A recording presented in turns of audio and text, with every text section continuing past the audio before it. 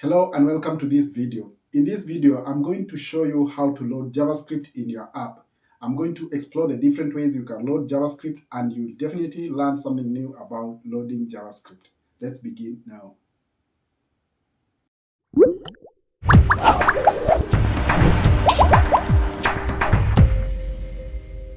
Welcome back.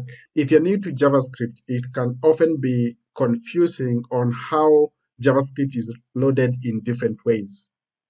In this video, I'm going to make it clear on why we load JavaScript in different ways and how you can use each of these methods to load JavaScript. There are about 10 ways in which JavaScript is loaded. There is the most basic way, which is the inline script, then the external script, asynchronous loading, deferred loading, dynamic loading, modules, third-party libraries, using NPM packages, and bundlers, lazy loading, and content delivery networks. Each of these methods have its own reasons why it's used to load JavaScript, as you'll find out in this tutorial. Let's get into the code now. So on my VS here, I have an app.js file and an index.html file. These two files are not currently linked. So we are going to begin by learning how, if you have a file of HTML and a JS file, how do you link them so that you can write your JavaScript in an external file? That's going to be our second way of loading JavaScript. On the other side here, I have an instance of live server open to test the code and for us to see the changes on the fly. So back to my code here. The first way of loading JavaScript is the inline script. To load JavaScript or to add JavaScript to a HTML, you simply write script, then that's a script tag, the opening tag and the closing tag. Then in between these two script tags, you can write your JavaScript. For example, I can do something like let x be equals to 20. Then we do let y be equals to 30. Then in here we can do a console.log the sum of the two numbers, which is x plus y, and we expect it to log the value, the sum of the two numbers on the console, as you can see here. So this way of loading JavaScript is what we call the inline styling. It's the most basic way you load JavaScript. It's not the best because if you have long lines of code, it becomes very difficult for you to maintain this kind of code. So we simply take this code, move it to an external file, in this case, this app.js file, then we make a reference in the header. So that's the second way to load JavaScript. For example, I can copy this tag up here, then copy this closing tag up there. Of course, we delete this, then copy the JavaScript to the external file here, then save that. Then back to this script tag, we now need to show the path, to give it the path on where the JavaScript is. We use the attribute src, which is the source of the file. Then we give the path of the file, which is app.js.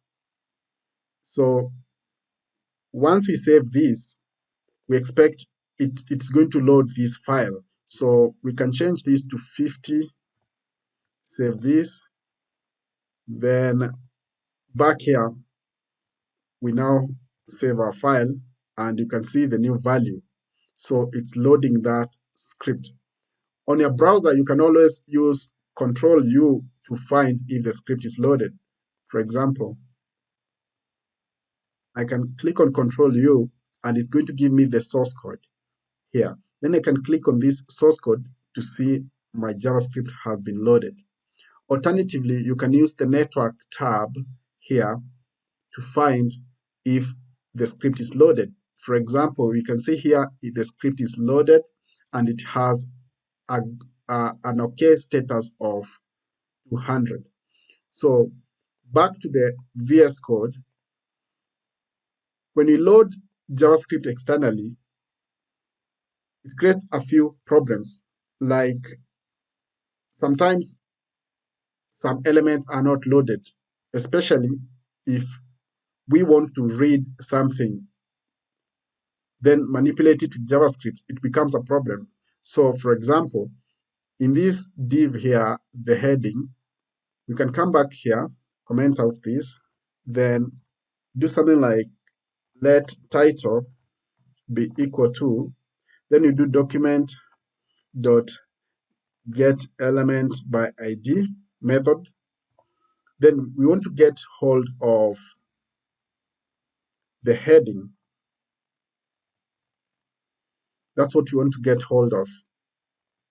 So this is what we are trying to manipulate. So maybe we would like to do something to this heading in our external file here. So we are creating a variable let title be equal to, then this is a method that gets hold of that element. Then down here we can do a console.log title. I would like you pay close attention to what happens. So once I save, it returns a null. So what's happening? JavaScript reads this script first, but it does not find. So it's reading this script first, but it can't find this element since the browser has not completed loading the HTML elements. So it's not possible. It's not available at that particular point. That's why it's giving us a null. So at that particular point, the JavaScript has not been loaded. So what's the quick hack for this? The quick hack for this is to move this script to the bottom. So I'd like to copy that, then beyond the body tag, I place it there. And once I refresh, I can see now I'm getting the object here. But if I bring it up here and save, it gives me a null. So what it simply means, JavaScript is loading, but we need to tell JavaScript to, first of all, read the script, then wait until the other HTML elements that are loaded for us to execute the JavaScript code. So now we have the third way of loading JavaScript, the asynchronous way. The asynchronous way allows JavaScript to read the file but not execute it until the element is loaded, especially the particular element. So how you load JavaScript async, then we save this, and you can see it's now available. But without this keyword, it's not available. That keyword, it's available. So that's the asynchronous way of adding or loading JavaScript to your page. The other method is loading JavaScript using deferred. Deferred loading is when you load the script, but you defer its execution until the HTML has been passed.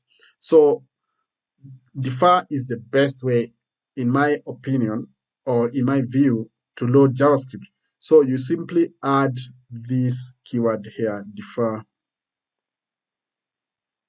So it allows the entire HTML document to be passed. Then once it's complete, the JavaScript is executed.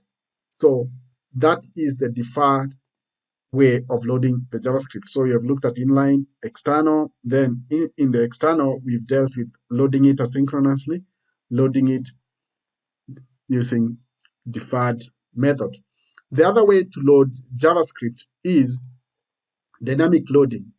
So suppose, think in a situation where we need to load this JavaScript. Let's use async. Suppose we'd like to load this script based on conditional situations. For example, maybe we are loading a specific code, JavaScript code. So what you do, I'd like to get rid of this. We would declare a variable. We call it dynamic script. Then we'll equate it to document dot. We now create the script tag. We create that script tag. Then now we append this, the source. We're now appending the source of this. So we do src, which is the source. Then we give it the path of our dynamic script. So the path of our dynamic script will be in the same folder. So dynamic script.js. Then we'd now like to append this to the document. Document dot the head of the document, head dot append. We go with append child. Then we pass this script here. So what's happening here? We are loading JavaScript dynamically. So we need to create this file in the folder here. Then inside this file, we can now add our dynamic JavaScript. So we can add a dynamic. So we can do something like, let's do a then we do a function. We call it message. Then we return just a string, a simple string. Hello. So we save that. Then here, what you're doing, we are loading this in the header. So I'd like to close this. Then we save that. Then in our function here, we do a console log. So you can see it's logged on the console dynamically. This script here can be loaded dynamically. For example, we can have a conditional statement here. We do a variable here, maybe do let x be equal to, then maybe something like 10. Then we can down here do a conditional loading. So if x is equals to 10, load this, run that. So we're going to run this conditional JavaScript file when x is equals to 10. So we can save this and we see it loads. What if now we change this to 1? It does not load. We change it to 10, it loads. So that's how you use dynamic loading of a JavaScript file. So back to my list here, we've seen how to load JavaScript inline, then we converted inline to external, then we looked at asynchronous loading and deferred loading, then we've looked at dynamic loading. I'd like to point out something that's very common across these three. We are simply transferring the location of the script tag. Like in this case, this document.createElement is creating this script tag. So that then it appends, it gives it the source, then it appends it to the header. So we're simply doing the same thing in different ways for different reasons. You can also load JavaScript using third-party libraries. One of the most popular frameworks that you can use to load JavaScript is Require.js. So let me open up this. So Require.js allows you to load modules. It's a module loader. So I'm going to illustrate how you use Require.js to load modules. Back to my code here, I have the main index.html here. So we simply include the file require.js, which I downloaded from this source, then packaged it here. So this is the file with all that module loading code. Then it requires you to have a module or multiple modules because you use this library to load modules. So you can have them in different or in a folder for all the modules. Then how it works, in the app.js, you require it here and then you load. So you do something like require module. In here is where we are going to console log. We can do maybe like console.log, then module. Let me minimize this to see what's happening in the browser. Then I minimize this as well. Then in the module file, we can create a module using the syntax for this library. You can check its documentation here on this page or on GitHub. So we can use the define method, Then we do a return, maybe a return of a method like greet. Then you just do hello world. So it uses this define method to create the function, just like you do modules in JavaScript using export default, or in something like a library like React. For this one, you use default define. Then I'm going to save up that, then save this. And as you can see here, the module is loaded. We have this module loaded on our console here. So that's how you can use a third-party library to load JavaScript modules and manage modules. The other way to load JavaScript is a lazy loading. So lazy loading is slightly similar to dynamic loading, but now it's loaded based on a specific event. So I would like to get rid of this file. So I'd like to delete this. I delete this as well.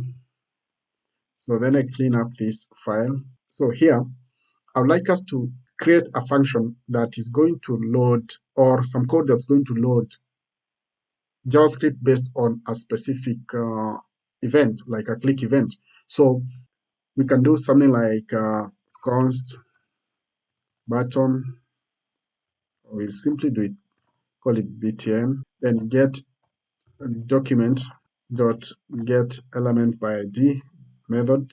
Then we want to grab a button on the screen, then we can call it lazy load button. So that's the button we want to get from the DOM.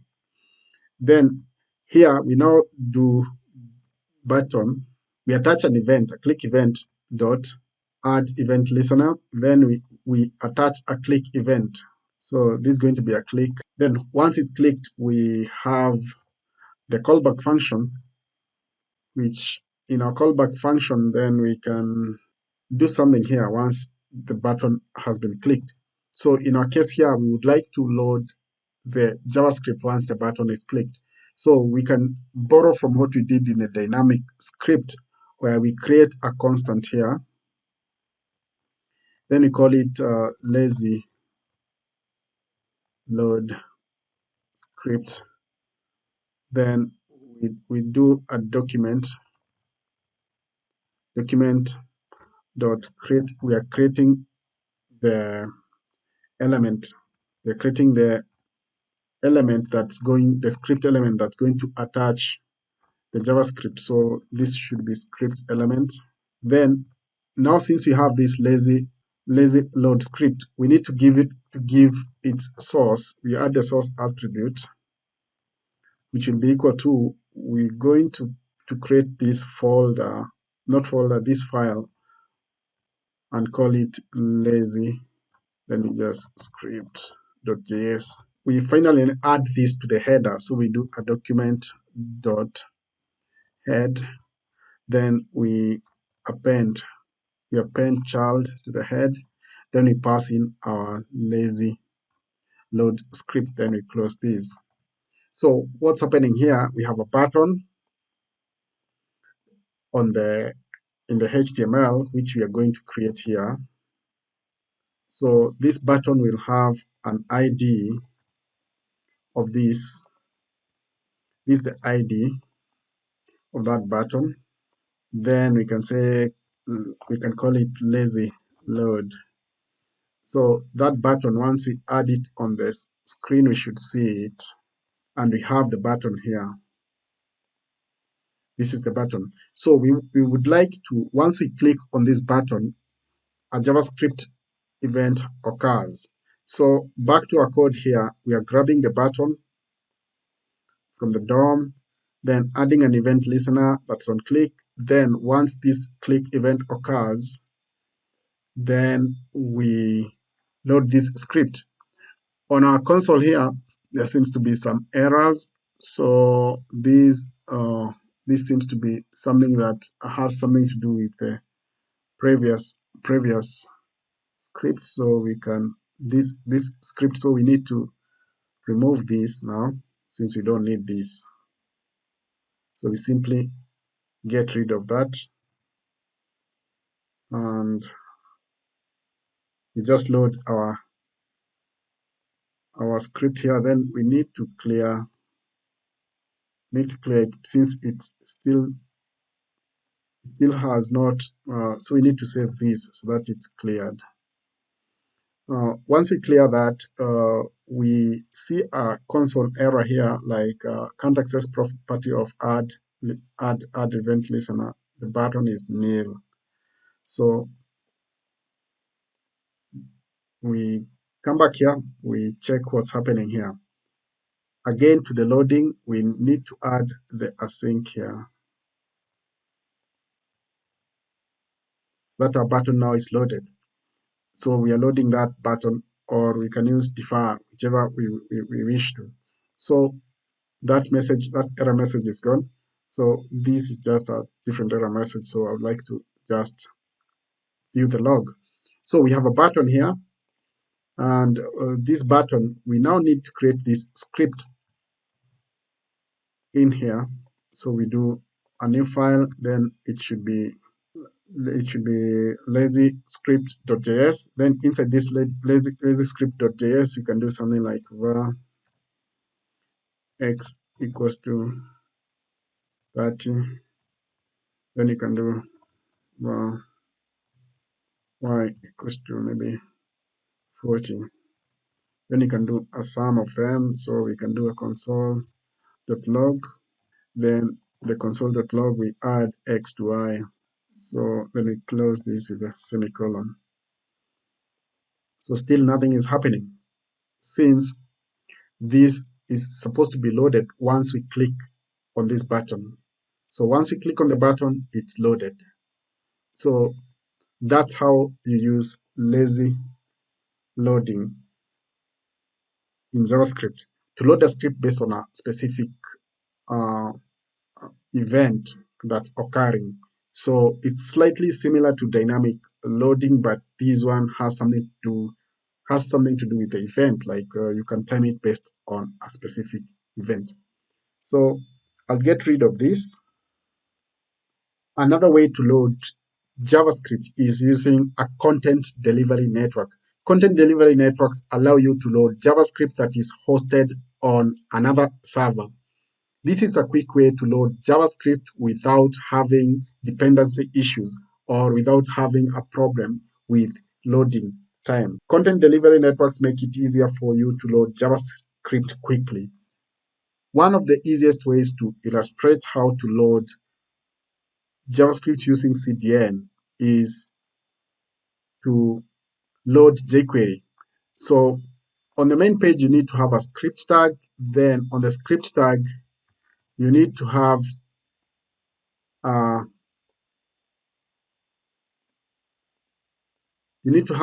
source attribute that makes reference to the library where you're loading the JavaScript from. Like in this case, I have this, so I simply create a script tag here. Then the source is equals to the path.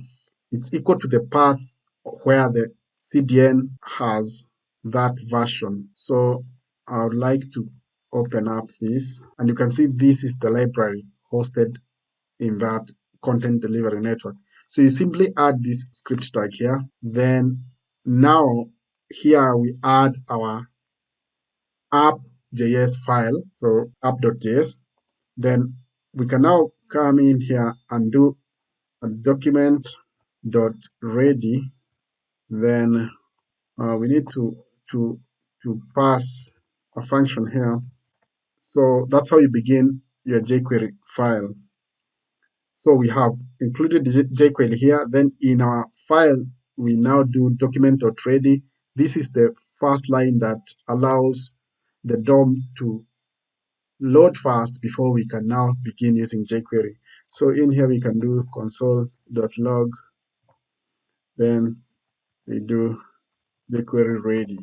So we can save that, then save this as well, then minimize this, close this, we don't need it. Then we can see jQuery is now ready. So we can go ahead and use the previous button, this button. So we can change this to class.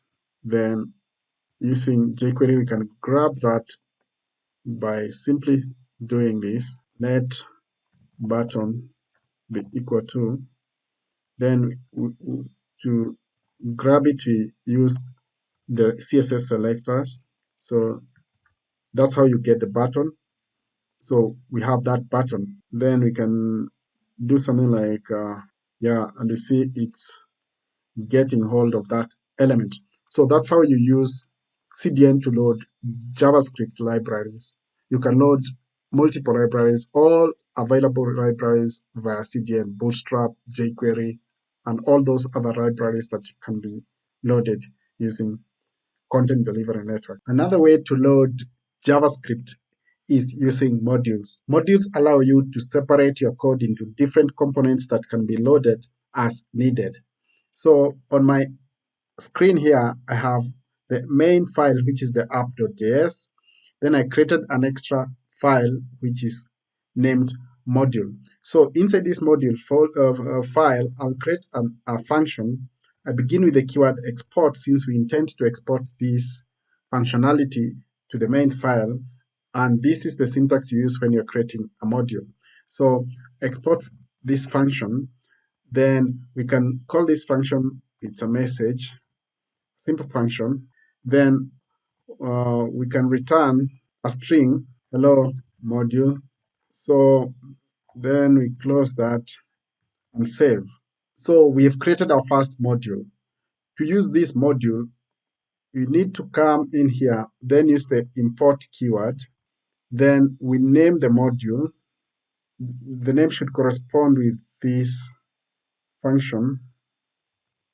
Then we put in here the path to our file, which is module.js. Then we now need to use this module in here. We can do console.log message. Let's see what happens. Still nothing will happen because we have to include it. You see this error. Uncaught syntax import declaration may only appear at the top level. That's the first error you're going to see. So we need to come back here and give this the type, which is module, as well as include the other module file. So this one is going to be still a module, but we give it its correct path, should be module. And that error has disappeared, and you can see we are logging the right function here. So that's how you simply create a module.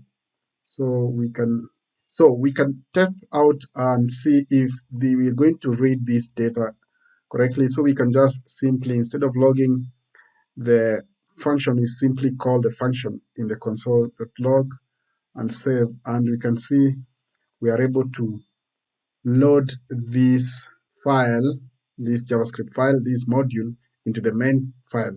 So the takeaway home here should be, when you're creating a module, you need to separate it into a different file. Then you import it using this syntax. Then you use the export function, or the function must have export. That's why in some libraries like React.js, you'll see export default at the bottom. So they are organized as modules, those components. So that's why here we're using the export. Then once we export this module, we can now access it here, and we can use it in our code as needed. When you are adding modules into your JavaScript, you want to remember that you need to give it the type of module, both the main file and the module file. And you also need to include the module file in the header of your main file. Another way to load JavaScript is using NPM packages and bundlers. In the interest of time, I'm not going to write so much code. I'm going to illustrate using an existing example of a project that I've worked on before.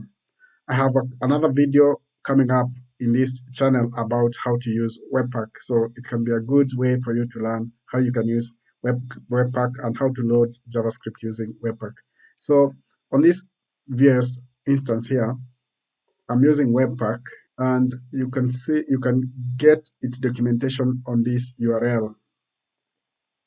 So Webpack simply allows you to manage dependencies. So once you build the application, you'll have an index.js and of course the modules. Then you're supposed to import the modules from this module folder into your index.js. It has a source folder.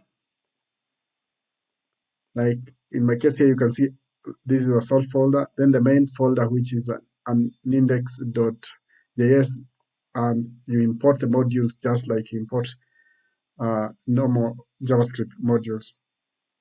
There's another package that you can use to load JavaScript, which is a bundler.